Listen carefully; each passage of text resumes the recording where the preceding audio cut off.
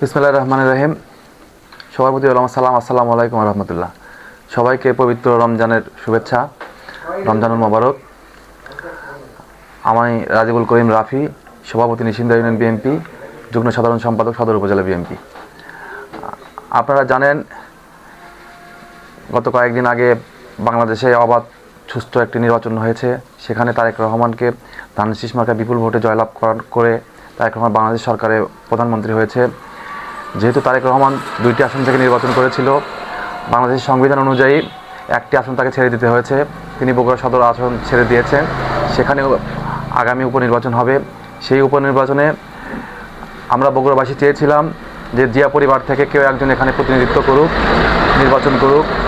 যেহেতু জিয়া পরিবার থেকে কেউ নির্বাচন করছে না, এখানে জনাব রেজাউল করিম বাদশা কাকা, সাবেক পৌর মেয়র, সফল পৌর মেয়র, তাকে বগুড়া সদর 6 আসন থেকে নির্বাচনের প্রার্থী ঘোষণা করা হয়েছে।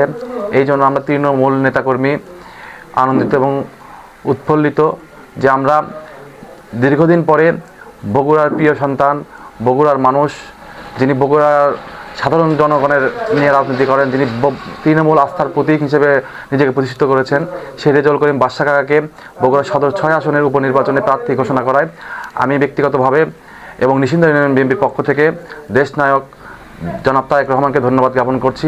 পাশাপাশি বিএনপি যারা নেতাকর্মী আছে, তারা সবাই আমরা স্বতঃস্ফূর্তভাবে আগামীতে যে উপনির্বাচন হবে, সেই উপনির্বাচনে জনাব রেজাউল করিম বাদশা কাকাকে ধানের শীষ মার্কায় ভোট দিয়ে জয়যুক্ত করে তাকে সংসদে অধিষ্ঠিত করব ইনশাআল্লাহ।